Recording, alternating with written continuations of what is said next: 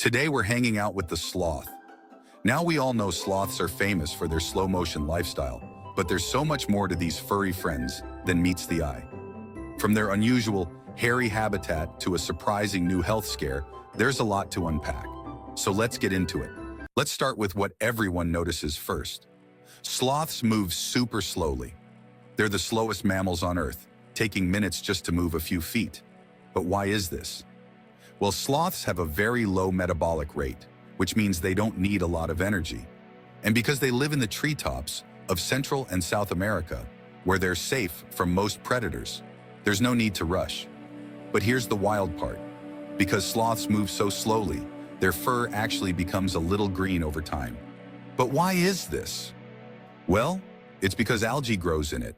The algae helps them camouflage in the trees by giving them a greenish tint, blending in with the leaves and making it harder for predators like eagles and big cats to spot them. It's a perfect symbiotic relationship, nature's teamwork at its finest. Plus, sloths are like tiny ecosystems. Their fur is home to an entire micro-world of insects and other small creatures. In fact, some species of moths only live in sloth fur. Isn't that crazy? It's like the sloth is the original Airbnb for bugs. We can't talk about sloths without mentioning the recent headline grabber, Sloth Fever, also known by its scientific name, the Oropouche Virus. This viral outbreak is making waves across Central and South America and has now even made its way to Europe. So what exactly is the Oropouche virus and why is it being called sloth fever?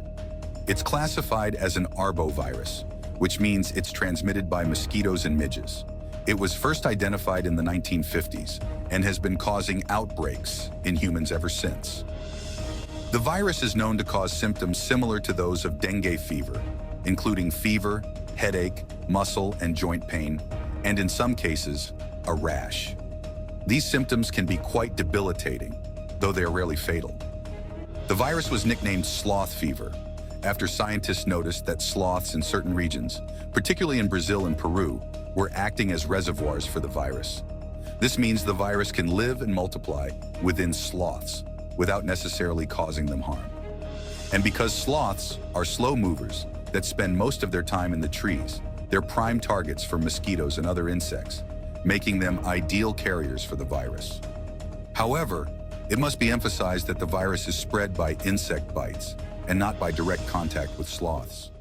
There have been more than 10,000 cases reported in 2024, with 19 in Europe, and the first 2 deaths caused by the disease have been confirmed in Brazil. Cases have also been documented in Peru, Trinidad and Tobago, Panama, and other regions where sloths are common. And while the Oropouche virus, or sloth fever, is definitely something to be aware of, there's no need to panic, and the risk of a widespread pandemic is low. Even with this serious stuff going on, people around the world absolutely love sloths. And why wouldn't they? With their goofy smiles, slow-mo moves, and those long, lanky arms that look like they're always ready for a hug, what's not to love? Sloths have this magical way of making us slow down and appreciate the little things in life. In a world that's constantly on the go, sloths remind us that it's okay to take it easy every once in a while. And who couldn't use a bit of that wisdom? When we watch sloths, we can't help but relax a little too. So, whether it's their surprising status as mini ecosystems or just their all-around cuteness, sloths have captured our hearts for good reason. They teach us to appreciate the moment, to enjoy life's simple pleasures, and yes, sometimes, to just hang in there. If you enjoyed today's video, make sure to like, subscribe, and hit that notification bell so you never miss out on our wild adventures. Stay curious, stay kind, and we'll see you in the next episode of Creature Carnage. Bye for now.